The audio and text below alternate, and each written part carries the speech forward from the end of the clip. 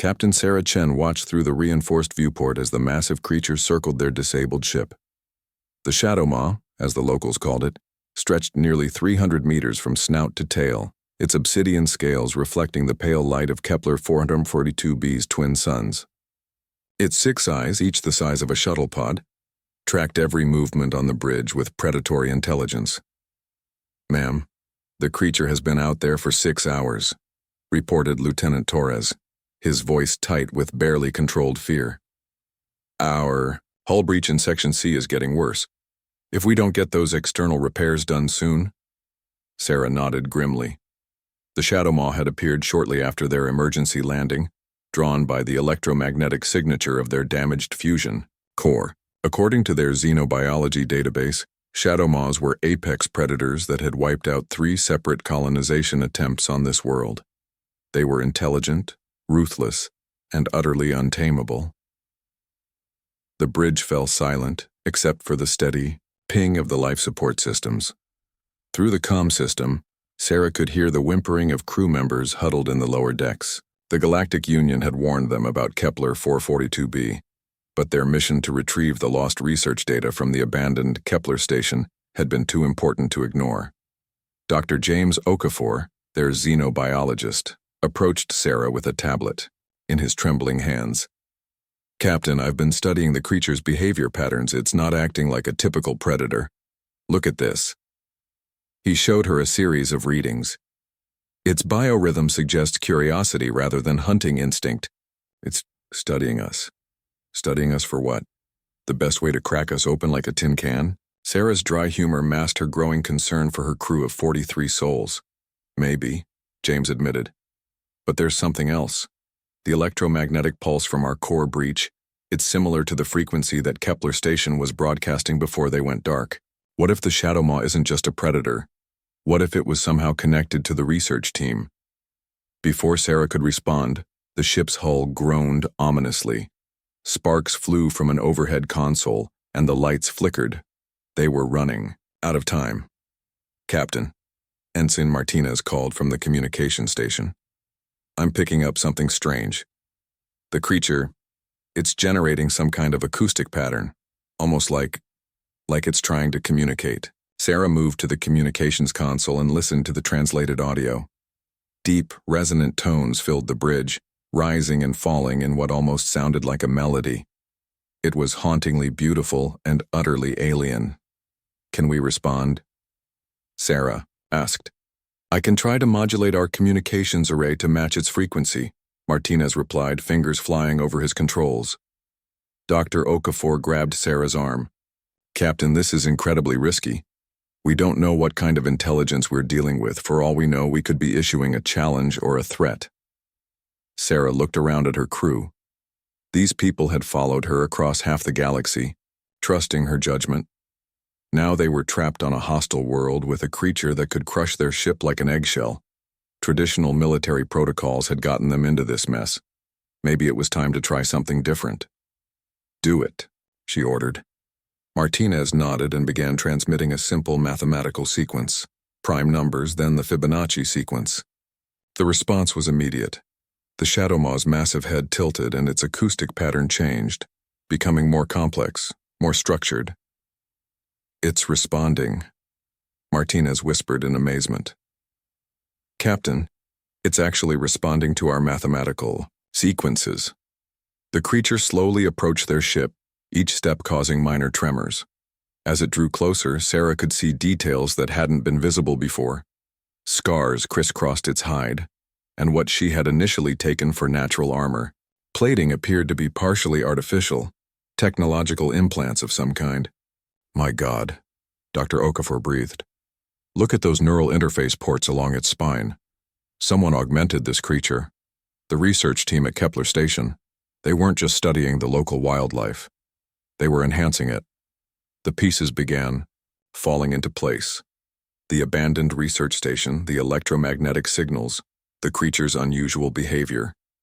The scientists hadn't been killed by the Shadow Maw. They had been working with it.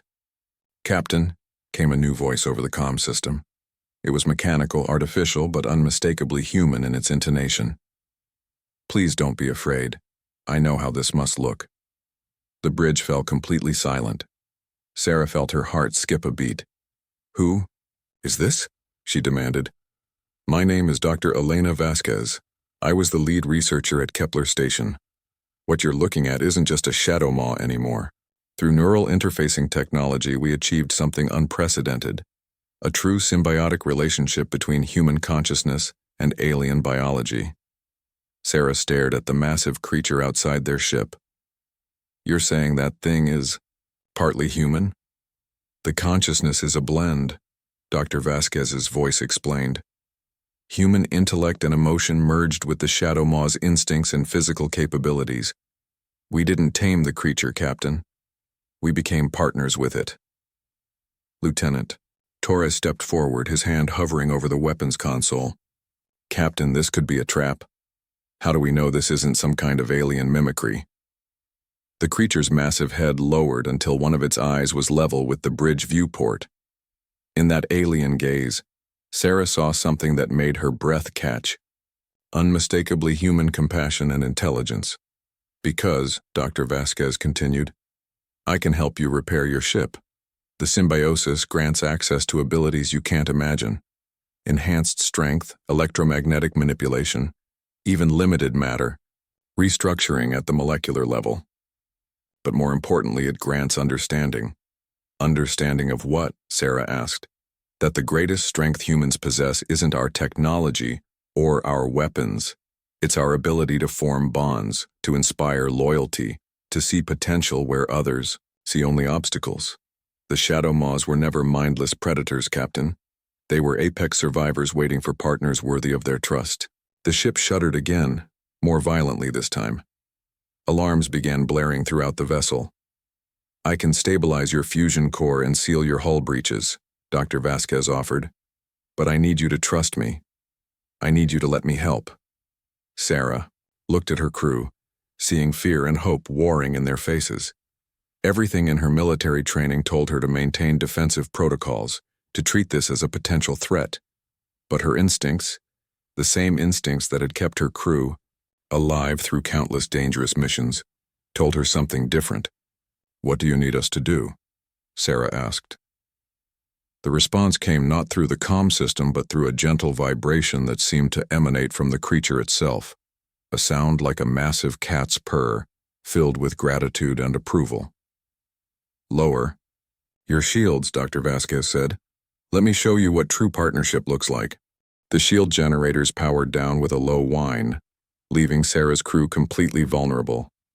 Every instinct screamed against the decision, but she watched in fascination as the massive Shadow Maw approached their wounded vessel with surprising delicacy.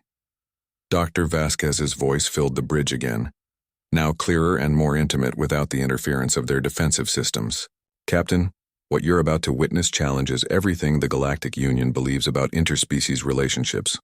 We've spent centuries trying to dominate or tame other species, never considering true partnership." The creature's massive claws, each longer than a human, began to glow with a soft blue energy. Where they touched the ship's damaged hull, the twisted metal began to flow like liquid, reforming and strengthening. Sarah had seen advanced nanotechnology before, but this was something else entirely. Biological engineering that surpassed anything in their databases. "How is this possible?" Dr. Okafor whispered, pressing his face against the viewport. "The Shadow Maw's cellular structure is incredibly adaptable," Dr. Vasquez explained as her merged consciousness guided the repairs. "Their bodies can produce complex organic compounds, manipulate electromagnetic fields, even restructure matter at the molecular level. They're living factories, Captain, capable of creating or repairing virtually anything." Lieutenant Torres watched his console in amazement. Hull integrity is rising rapidly. The fusion core is stabilizing. Whatever it's doing is working. Sarah observed the repairs with growing wonder and unease. "Dr. Vasquez, if these creatures are so powerful, why didn't they resist when the Union classified their world as too dangerous for colonization? Why allow themselves to be labeled as mindless predators?"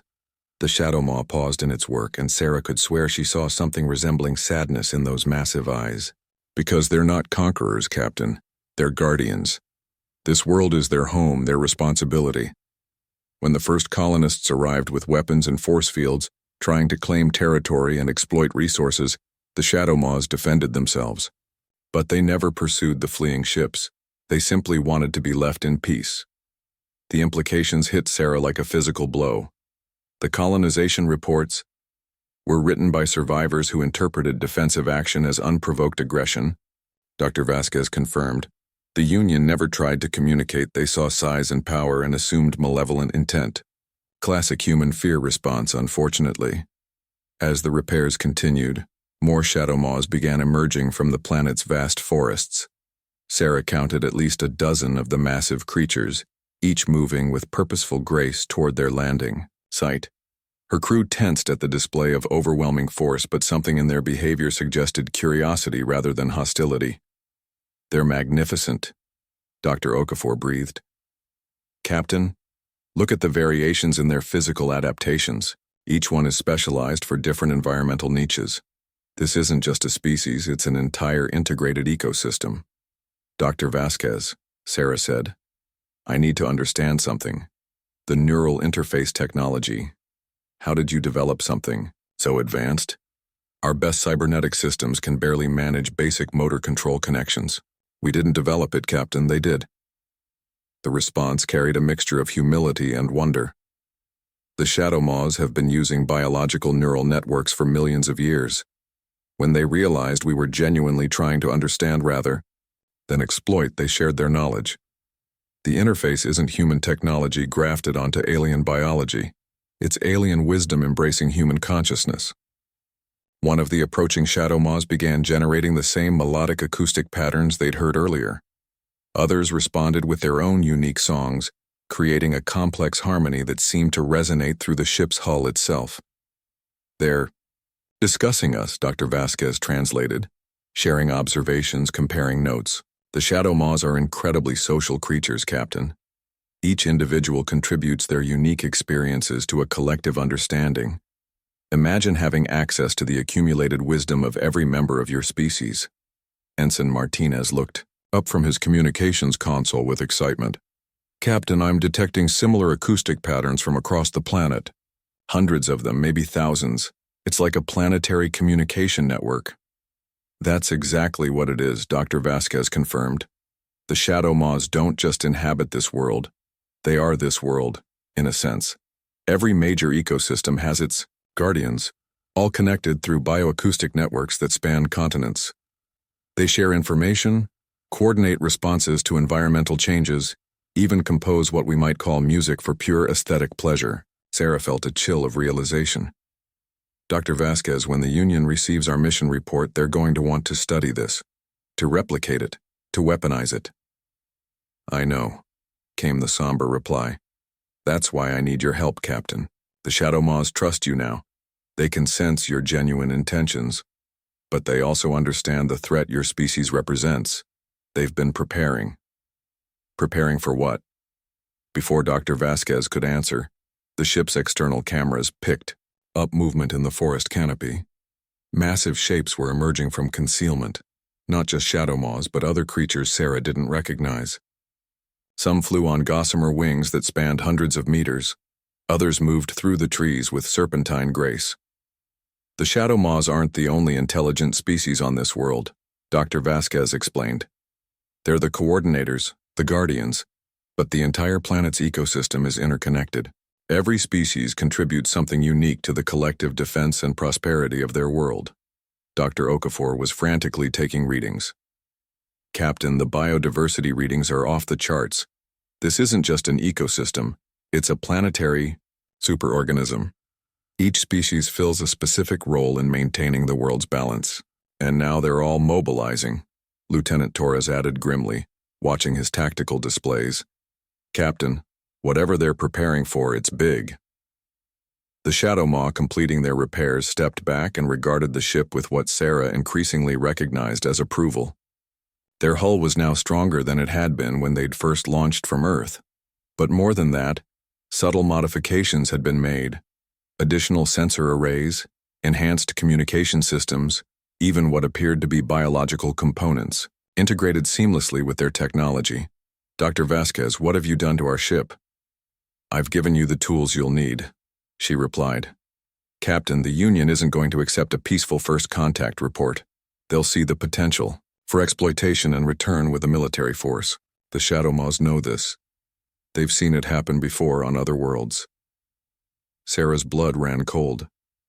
Other worlds? The Shadow Maws aren't native to just this planet, Captain. They're refugees. Their original homeworld was strip-mined by a species, not unlike humans, technologically advanced but spiritually immature. The survivors spread across the galaxy, seeking worlds where they could rebuild and protect other developing ecosystems. The pieces of a larger picture began forming in Sarah's mind.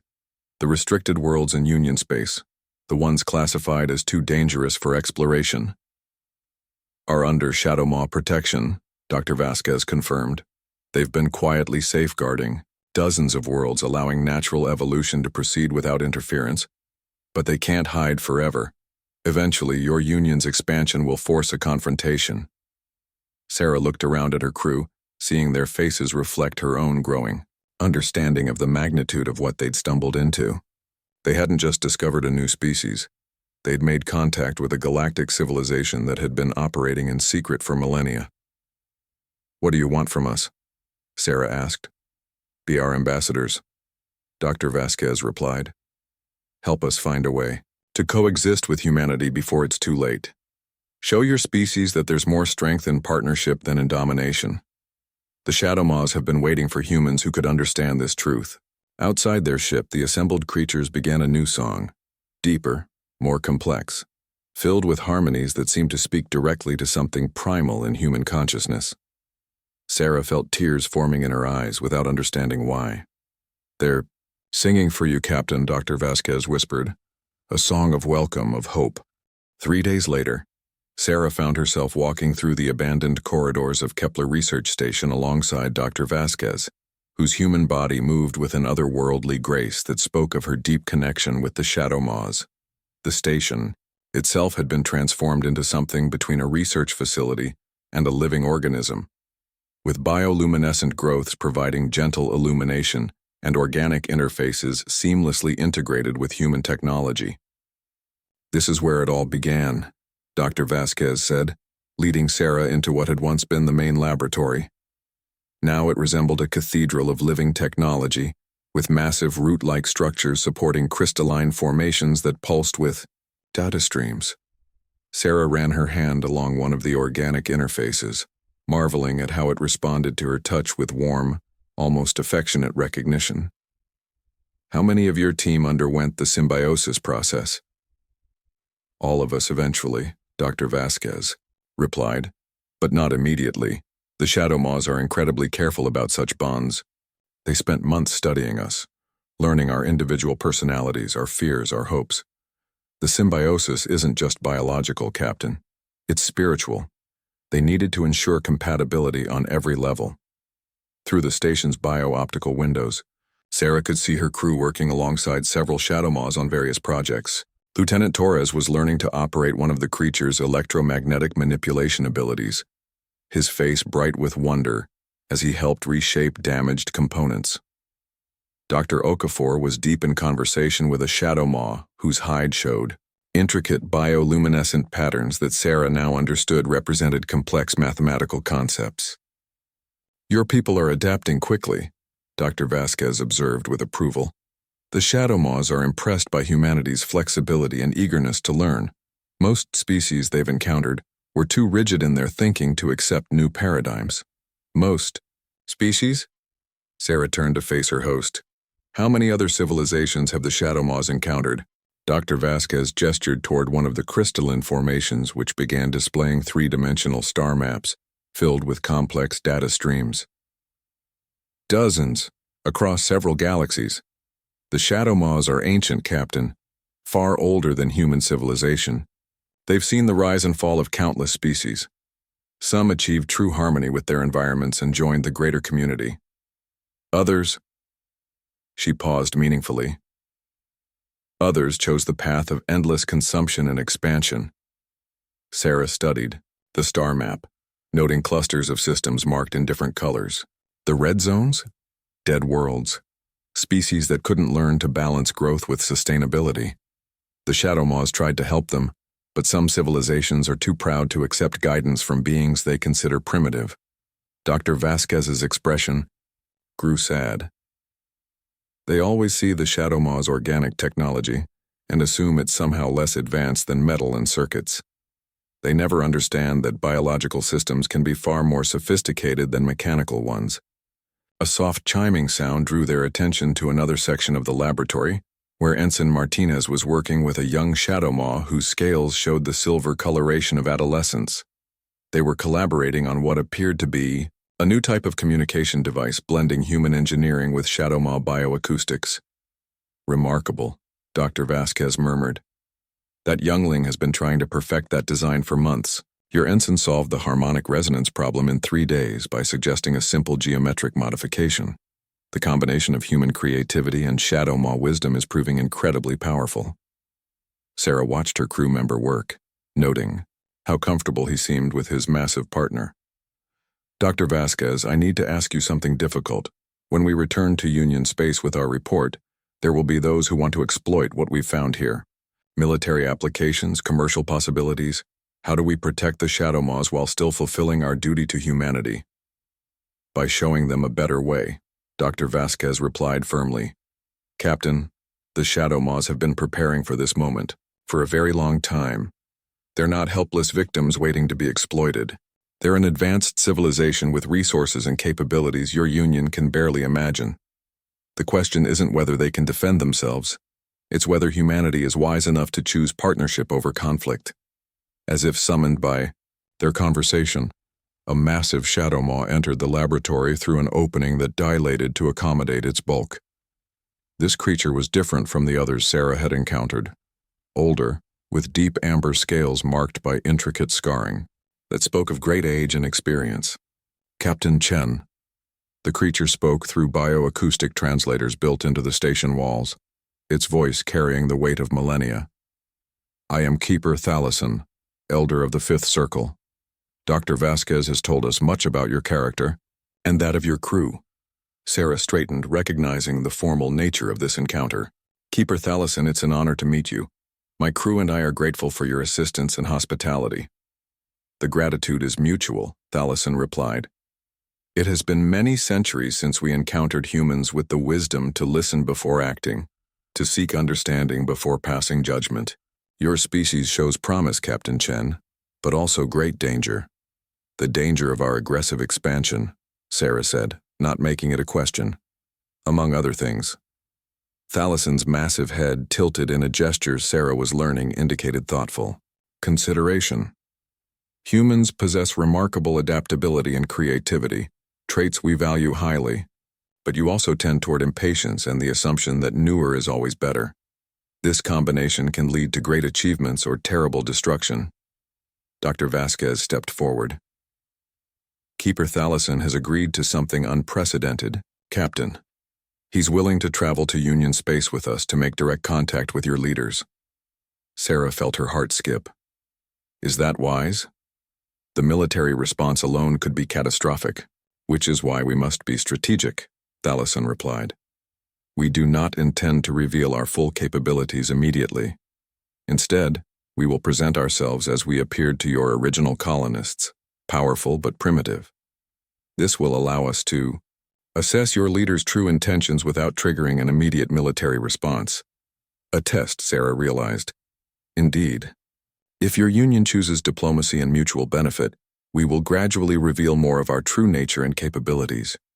If they choose exploitation and dominance, Thalison's bioluminescent patterns shifted to deeper, more ominous hues. Then, they will learn why so many worlds in this galaxy remain uninhabited by aggressive species. The implication sent chills down Sarah's spine. Keeper Thalison, are you saying the Shadow Maws have the power to stop human expansion entirely? We are saying that we prefer not to find out, came the diplomatic reply. Your species has potential, Captain Chen. We have seen glimpses of what humanity could become through your crew's behavior here. But potential means nothing without wisdom to guide it. Dr. Okafor's voice came through the comm system, filled with excitement. "Captain, you need to see this. We've made a breakthrough in understanding their biological computing systems." Sarah looked to Thalison, who gestured approval with one massive claw. They made their way to another section of the station where Dr. Okafor was standing before. A wall covered in what appeared to be living circuitry. Organic pathways that pulsed with information in patterns too complex for human eyes to follow. "Captain, this is incredible," Dr. Okafor breathed.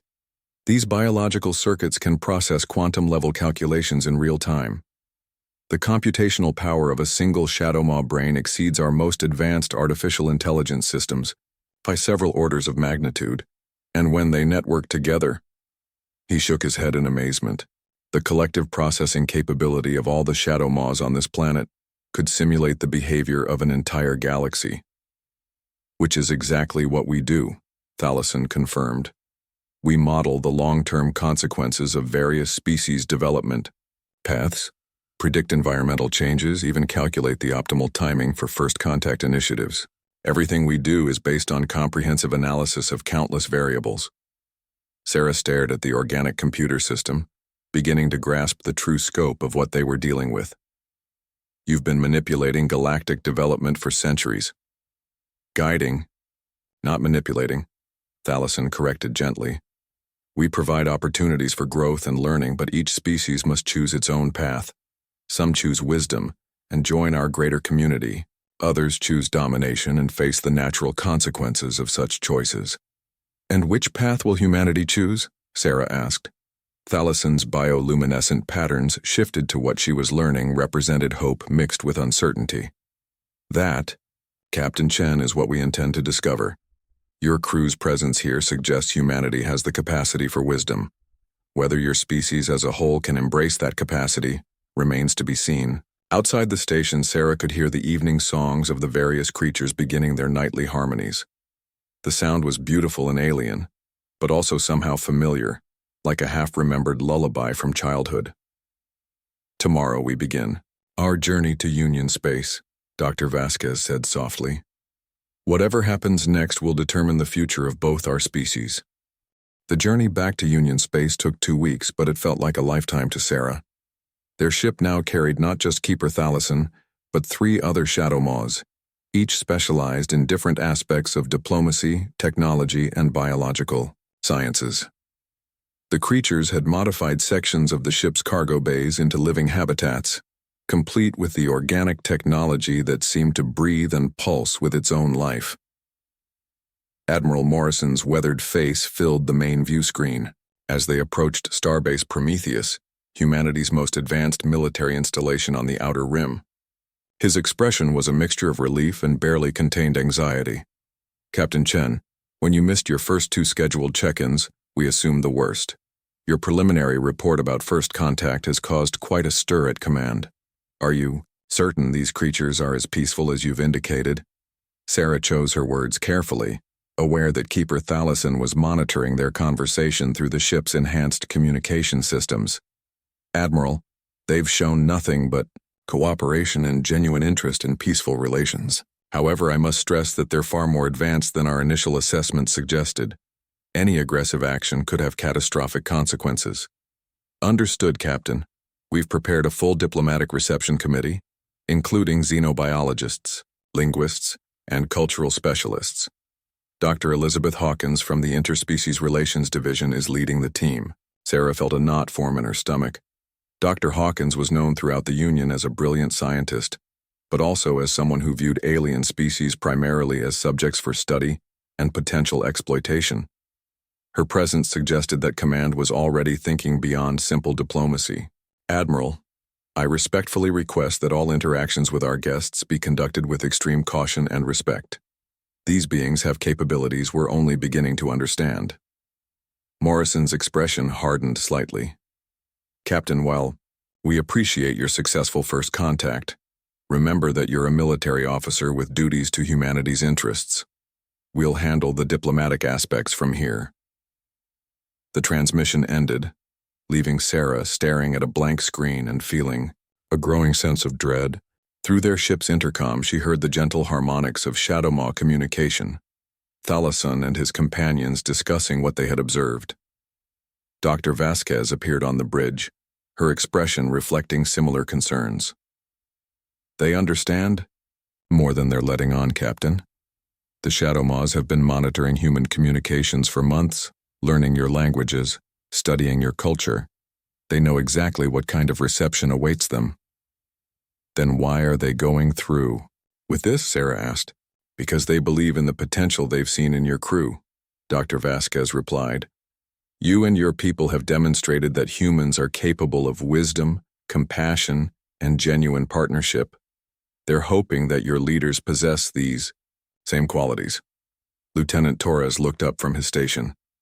Captain, Starbase Prometheus is requesting permission to send an escort formation. They want to guide us to a secure docking bay. Sarah nodded, but her unease deepened as she watched a squadron of heavily armed fighters take position around their ship. The display of military force was supposedly for security, but it felt more like a show of strength, or intimidation. As they entered the Starbase's massive docking bay, Sarah could see the reception committee waiting. Dr. Hawkins stood at the center of a group of scientists and military officials, all equipped with various scanning devices and recording equipment. Behind them, she noticed a disturbing number of security personnel in full combat gear. They're treating this like a capture, rather than a diplomatic meeting, Dr. Okafor observed quietly. The docking procedure completed, Sarah made her way to the cargo bay where the Shadow Maws were preparing for their first direct contact with Union leadership. Keeper Thalason's massive form seemed to fill the entire space, yet his presence was oddly comforting rather than threatening. Keeper Thalason, are you ready for this? As ready as one can be for such a momentous occasion, he replied, his bioluminescent patterns showing calm determination mixed with watchful caution.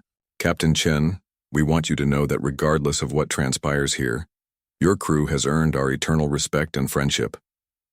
The airlock cycled open, and Dr. Hawkins stepped through with her entourage. Her eyes widened as she took in the sight of the Shadow Maws, but Sarah noticed that her expression showed fascination rather than fear, the look of a scientist who had discovered an invaluable specimen. Extraordinary, Dr. Hawkins breathed, immediately beginning to scan Keeper Thalason with her instruments. The biomechanical integration is beyond anything we've theorized. Captain Chen, you've brought us the greatest scientific discovery in human history. Sarah stepped forward, placing herself between Dr. Hawkins and the Shadow Maws. Doctor, these are sentient beings here as diplomatic guests, not research subjects. I must insist that you treat them with appropriate respect. Dr. Hawkins barely glanced at her. Of course, Captain. We'll certainly observe proper protocols.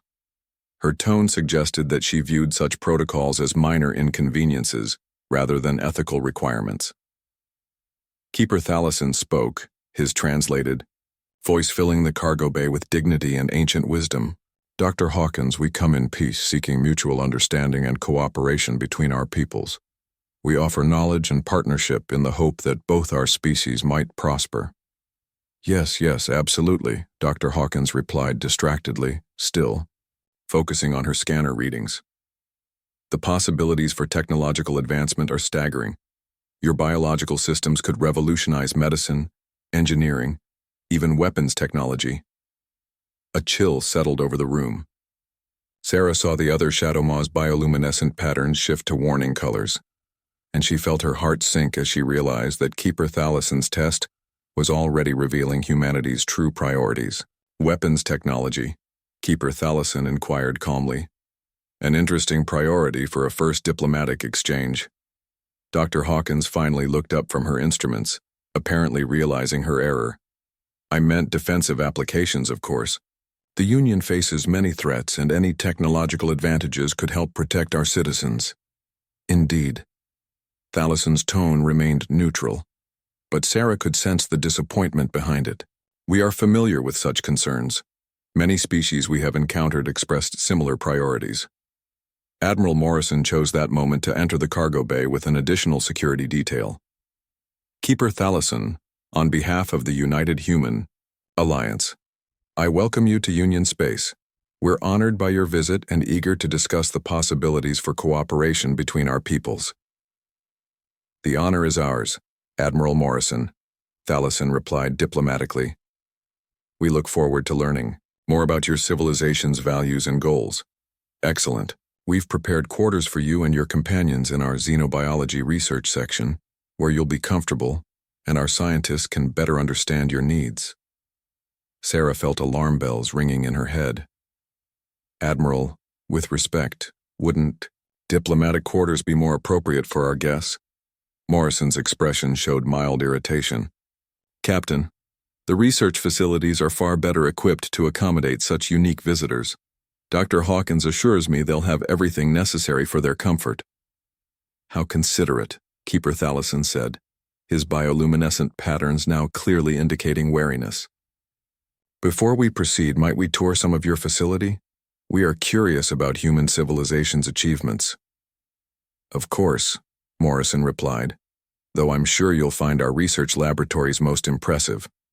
As they began the guided tour, Sarah noticed that their route carefully avoided several sections of the starbase, particularly the weapons development labs and the detention centers. She also observed that their Shadow Maw guests were subtly analyzing everything they encountered, their enhanced senses picking up details that the human hosts couldn't even detect.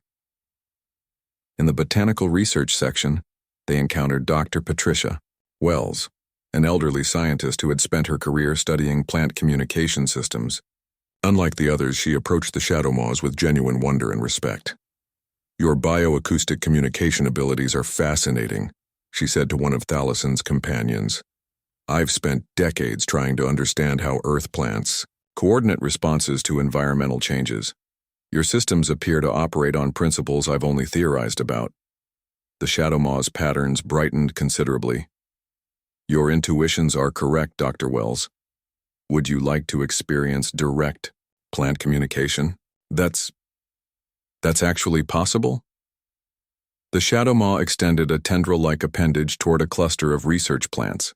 Immediately, the vegetation began responding with subtle movements and color changes. Dr. Wells gasped in amazement as the plants seemed to be participating in a complex conversation. Remarkable, Dr. Hawkins interrupted, immediately beginning to scan the interaction. The electromagnetic frequencies involved could be replicated and amplified. Imagine the agricultural applications, not to mention military uses for biological warfare. The plant communication ceased immediately, and Sarah saw the Shadow Maws exchange meaningful glances. Dr. Wells looked embarrassed and apologetic, while Dr. Hawkins remained obliviously focused on her instruments. Dr. Hawkins, Keeper Thalison said quietly, you seem particularly interested in the military applications of our abilities. Well, naturally. Any advanced technology has defense implications. We have a responsibility to consider all possibilities. Indeed you do, Thalison agreed. As do we. Something in his tone made Sarah's blood run cold. The test was over, and humanity had failed spectacularly. That evening, as the Shadow Maws were settled into their research quarters, which Sarah noticed were uncomfortably similar to containment cells, she found herself in an emergency meeting with Admiral Morrison and Dr. Hawkins. Captain, I need you to understand the bigger picture here, Morrison began. These creatures represent the greatest tactical advantage humanity has ever encountered. Their biotechnology could revolutionize our military capabilities, give us decisive superiority over hostile alien forces we might encounter. Admiral, they're not creatures. They're sentient beings with their own civilization and agenda, Sarah protested, and from what I've observed, they're far more advanced than we initially understood. Treating them as research subjects could provoke a response we're not prepared for. Dr. Hawkins leaned forward eagerly. Captain, the preliminary scans are extraordinary. Their cellular structure can apparently manipulate matter at the quantum level. If we could reverse engineer even a fraction of their capabilities, we could solve energy crises, develop new materials, even achieve limited terraforming abilities. And if they refuse to cooperate? Sarah asked pointedly. Morrison and Hawkins exchanged glances. We're prepared for that eventuality, Morrison said carefully. The research quarters have been equipped with containment fields designed to neutralize their electromagnetic abilities. We've also developed sedatives that should work on their unique biology. Sarah felt sick. You're planning to imprison them. We're planning to study them, Dr. Hawkins corrected, with or without their cooperation. The potential benefits to humanity are too great to risk losing because of misplaced ethical concerns. Misplaced? Sarah stood abruptly. Admiral, these beings have shown us nothing but friendship and cooperation. They've shared their knowledge freely, helped repair our ship, even agreed to this diplomatic mission. And your response is to drug and imprison them? Morrison's expression hardened. Captain, you're letting personal attachment cloud your judgment. These aliens have capabilities that could threaten human civilization if they fell into the wrong hands. We have a duty to secure that technology for humanity's benefit. As if summoned by their conversation, the Starbase's alert klaxons began blaring. Morrison's communicator crackled to life with urgent reports from the command center. Sir, we're detecting massive energy signatures approaching the system. Multiple contacts, size and configuration unknown. They're not responding to our hails. Morrison and Dr. Hawkins rushed toward the command center, with Sarah following close behind. The main tactical display showed dozens of massive objects emerging from hyperspace, ships unlike anything in human design, their organic curves and bioluminescent markings clearly identifying them as Shadow Maw vessels. My God, Dr. Hawkins whispered. How many of them are there? The tactical officer looked up with barely controlled panic. Sir, we're reading at least 50 ships, each one larger than our biggest dreadnoughts. And Admiral, they're not alone. We're detecting what appear to be allied vessels from at least 6 different species. Sarah felt a mixture of awe and terror as she realized the scope of what humanity had stumbled into. The Shadow Maws hadn't come to Earth space as refugees or primitive aliens seeking humanity's protection. They had come as representatives of a galactic civilization that had been watching and evaluating humanity's worthiness to join the greater community. And humanity had just revealed its true nature. The command center erupted in chaos as more Shadow Maw vessels materialized throughout the system.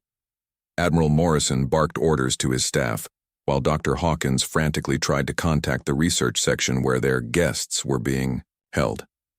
Sir, the containment fields are offline, reported the security chief. The Shadow Maws appear to have neutralized them somehow. How is that possible? Morrison demanded. Those fields were specifically designed to disrupt their electromagnetic abilities. Admiral, came Keeper Thallison's voice over the communication system, calm and patient despite the circumstances. We would like to speak with you in the main conference room. Alone. Morrison looked around at his panicked staff, then at Sarah. Captain Chen, you're with me. Everyone else maintain defensive positions, but do not, under any circumstances, fire unless fired upon. The walk to the conference room felt like a death march. Sarah's mind raced with possibilities, none of them good. When they entered the room, they found not just Keeper Thallison and his 3 companions, but Dr. Vasquez as well, looking serene despite the crisis unfolding around them. Please, sit, Thallison said, his massive form somehow managing to appear, non-threatening despite filling nearly half the room. We have much to discuss. Morrison remained standing, his hand hovering near his sidearm. Are those ships out there a threat to this installation? That depends entirely on you, Admiral, Thallison replied. They are here as observers, witnesses to this moment that will determine the future relationship between your species and the greater galactic community. Greater galactic community? Morrison's voice cracked slightly. Dr. Vasquez stepped forward. Admiral, what you're seeing out there represents dozens of species that have successfully integrated with Shadow Maw civilization over the past several million years. They've come to see whether humanity will join them or... She paused meaningfully. Or what? Morrison demanded. Or whether humanity will need to be contained until you achieve sufficient wisdom to safely interact with other species, Thallison said gently. Admiral, your response to our peaceful diplomatic mission has been to imprison us, plan to drug us, and attempt to steal our technology. This is precisely the behavior that led to the fall of 17 other aggressive species we've encountered. Sarah felt the blood drain from her face. 17 species, all now extinct, Thallison confirmed sadly. They chose expansion and domination over cooperation and wisdom. They saw our offer of partnership as weakness to be exploited. Eventually, their aggression forced us to take action to protect the younger species under our care. Morrison finally sat down, his bravado crumbling. You're threatening to destroy humanity. We are offering you the same choice we offered all the others, Thalison corrected. Join the galactic community as partners and equals, learning to balance your needs with those of other species, or continue your current path of aggressive expansion and face the natural consequences. And if we refuse both options? Morrison asked.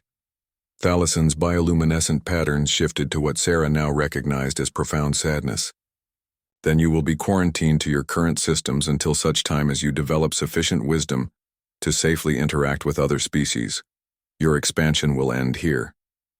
The implications hit Morrison like a physical blow. You're talking about imprisoning the entire human race. We're talking about giving you time to grow up, Dr. Vasquez said firmly. Admiral, humanity is like a child playing with weapons it doesn't understand. You've achieved impressive technology, but you lack the wisdom to use it responsibly. The Shadow Maws are offering to teach you that wisdom. At what cost? Morrison demanded. The cost of admitting that you don't know everything, Thalison replied.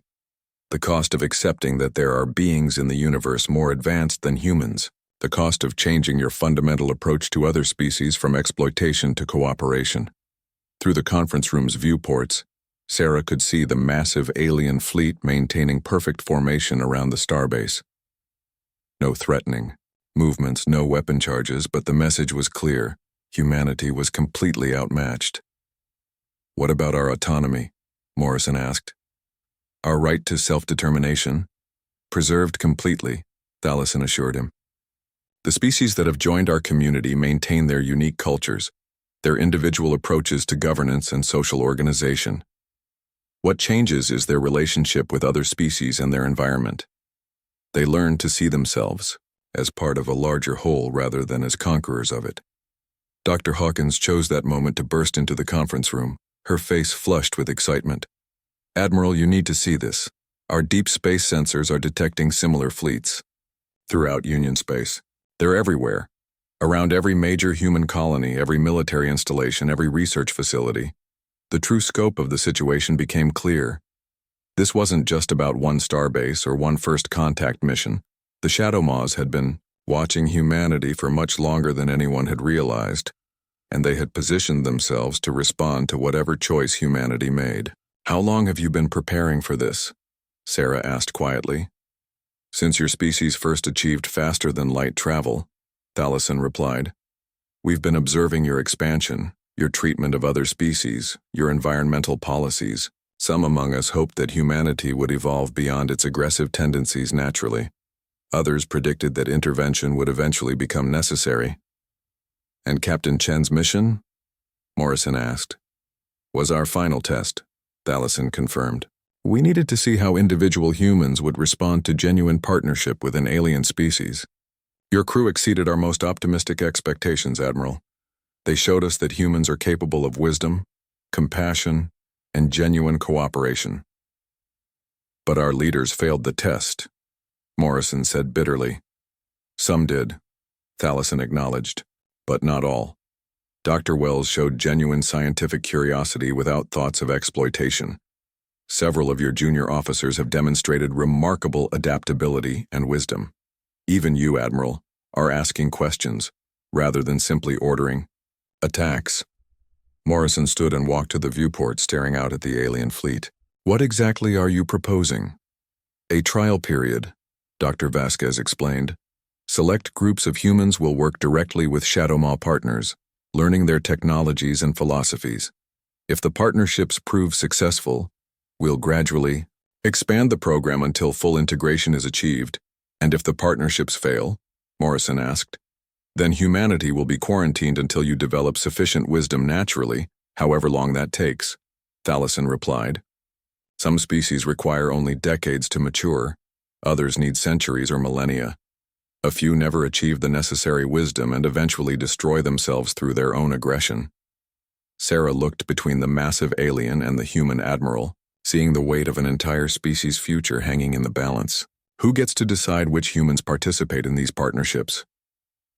Initially, volunteers, Thalison said. Those who have already demonstrated the necessary qualities. Captain Chen, your crew would be among the first candidates, if you're willing. The offer hung in the air like a challenge. Sarah thought about her crew, about the wonder and excitement they had shown while working with the Shadow Maws on Kepler 442b. Then she thought about Dr. Hawkins's predatory fascination and Morrison's military pragmatism. And if we refuse? Morrison asked. Thalison's pattern shifted to deep amber. What Sarah had learned indicated finality. Then the quarantine begins immediately. Your expansion stops here. Your colonies beyond the system will be allowed to develop independently, but no further expansion will be permitted until humanity demonstrates genuine wisdom. Morrison was quiet for a long moment, weighing options that all seemed to lead to the end of human independence as they knew it. Finally, he looked up at Thalison with something approaching respect. Keeper Thalison, I need to consult with my superiors. This decision is beyond my authority to make. Of course, Thalison replied graciously. We will wait for your government's response. But Admiral, please understand that time is not unlimited. The longer humanity delays, the more difficult integration becomes. Other species are watching this interaction with great interest. Some believe humans are too aggressive to ever achieve true wisdom. We hope to prove them wrong. As if responding to some unheard signal, Thalison and his companions began moving toward the exit. We will return to our vessels and await your decision. Captain Chen, thank you for showing us that humanity has the potential for greatness. We hope your species chooses to embrace that potential. Left alone with Morrison, Sarah felt the weight of history pressing down on them. In a matter of hours, everything humanity thought it knew about its place in the universe had been shattered and rebuilt. Captain, Morrison said quietly, I need you to prepare a full report for command. Everything you observed, every interaction you had with these beings. Our response to their ultimatum may determine whether humanity has a future among the stars or remains trapped in our own small corner of the galaxy. Sarah nodded, but her thoughts were already turning to her crew and the choice that lay ahead of them. The universe had proven to be far larger and more complex than they had ever imagined. The question now was whether humanity was wise enough to find its place within it. 6 months later, Sarah stood in the observation deck of the newly constructed integration station, watching her crew work alongside their Shadow Maw partners in perfect harmony. The station itself was a marvel of cooperative engineering. Human design principles merged seamlessly with Shadow Maw biotechnology to create something neither species could have achieved alone. Lieutenant Torres had bonded with a young Shadow Maw named Kelthara, and together they were developing new propulsion systems that used biological neural networks to navigate quantum space. Dr. Okafor worked with Elder Vorthak on medical applications that could regenerate human tissue using Shadow Maw cellular reconstruction techniques. Even Ensign Martinez had found his calling, creating art installations that combined human visual aesthetics with Shadow Maw bioluminescent communication patterns. The integration process hadn't been easy. After 3 weeks of heated debate, the Bay Union Council had finally voted to accept the Shadow Maw partnership proposal, but only after several member worlds threatened to secede if the quarantine was implemented. The decision had split humanity down the middle, with roughly half the population embracing the new relationship and the other half viewing it as submission to alien overlords. Remarkable progress, came a familiar voice behind her. Sarah turned to find Keeper Thalison approaching, his massive form moving with the careful grace she had grown to appreciate. Over the past months, their relationship had evolved from cautious diplomacy to genuine friendship. Your people continue to surprise us, Captain Chen, Thalison continued, settling beside her at the observation window. The rate at which humans adapt to new paradigms exceeds anything we've observed in other species. Not all humans, Sarah replied, thinking of the protest movements and resistance groups that had formed in response to the integration program. Dr. Hawkins published another paper last week calling for the liberation of human technology from alien influence. She's gained quite a following. Expected resistance, Thalison acknowledged. Change is never universal or immediate. Even among our own people, there were those who questioned the wisdom of reaching out to humanity. Your species' capacity for both great wisdom and great foolishness in the same individuals makes you unpredictable. Through the observation window, they could see Dr. Vasquez working with a group of human children who had volunteered for the youth integration program. The children showed no fear of the massive shadow maws, treating them as natural companions and teachers. Their laughter mixed with the harmonic communications of their alien partners in a symphony that spoke of hope for the future. The younger generation adapts more easily, Sarah observed. They don't carry the preconceptions that limit adult thinking. Indeed. This is why most species require generational change to achieve full integration. The children who grow up with shadow maw partners will see cooperation as natural, while their parents may always view it as foreign. Admiral Morrison appeared in the doorway, looking far more relaxed than he had during those first tense days of contact. The Admiral had surprised everyone by volunteering for the integration program himself, though he had yet to form a formal partnership with any shadow maw. Keeper Thalison, we've received responses from the other human colonies. 17 systems have voted to join the integration program, 12 have opted for isolation but peaceful coexistence, and 3— Morrison paused meaningfully. 3 have chosen aggression, Thalison finished calmly. We are aware. Our monitoring stations detected the military buildup in the Proxima, Wolf 359, and Tau Ceti systems. Sarah felt her heart sink. Despite the success of the integration program, some human factions had interpreted the Shadow Maw presence as an invasion to be resisted. Intelligence reports suggested they were developing weapons specifically designed to counter Shadow Maw biotechnology. What will you do? Morrison asked. Thalison's bioluminescent patterns shifted to deep sadness mixed with resolve. We will give them the same choice we gave you, Admiral. Partnership or quarantine. If they choose violence. He trailed off, but the implication was clear. Keeper Thalison, Sarah said carefully. There are civilians in those systems. Families, children who have no say in their government's decisions. We are aware, Thalison replied gently, which is why we will offer evacuation to any who wish to leave before the quarantine barriers are established. Those who remain will be safe within their systems, but their expansion will be permanently limited.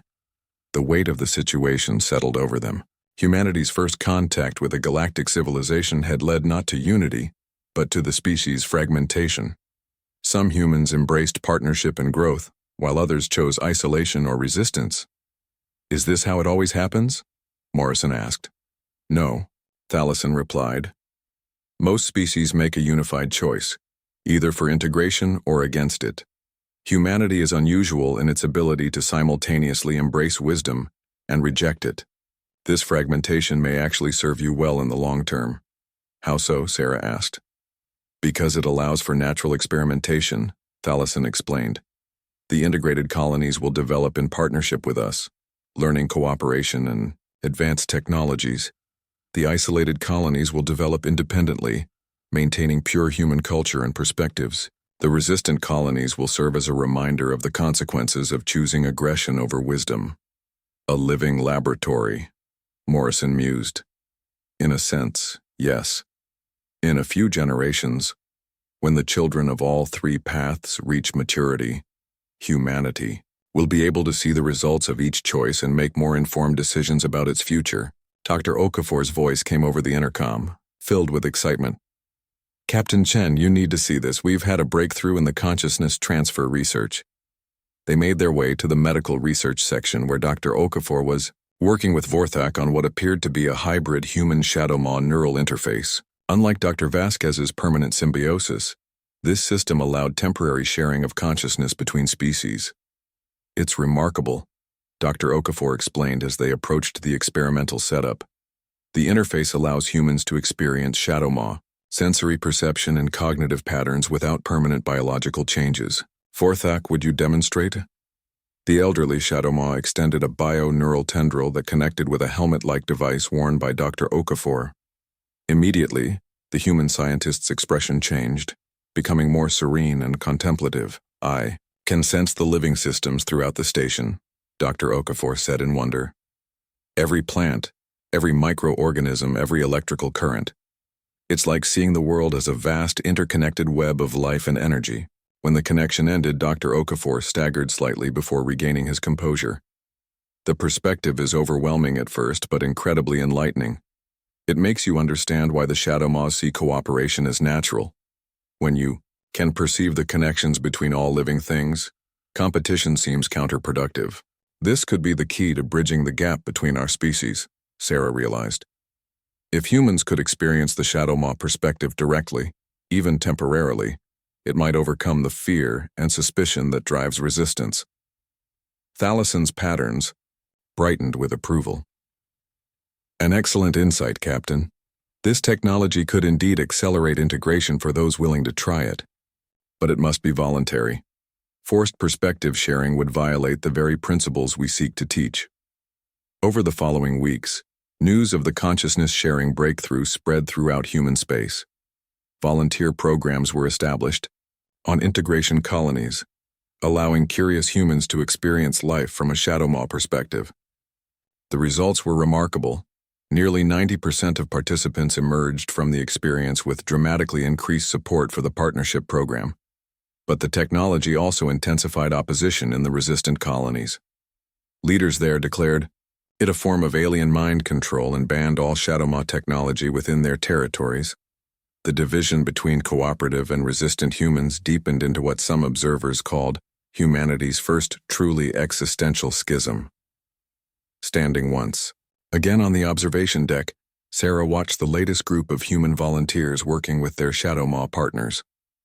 Among them were refugees from the resistant colonies, families who had chosen exile rather than live under increasingly authoritarian governments that viewed any cooperation with aliens as treason. "Do you ever regret making contact with us?" Sarah asked Thalasson during one of their regular conversations. The ancient being considered the question carefully. "Regret is perhaps too strong a word," he replied. "But we do sometimes wonder if humanity might have been better served by more time to mature naturally. Your species shows such promise, yet also such capacity for self-destruction. And yet, here we are," Sarah said, gesturing to the integrated families below. "Humans and Shadow Maws working together, creating things neither species could achieve alone.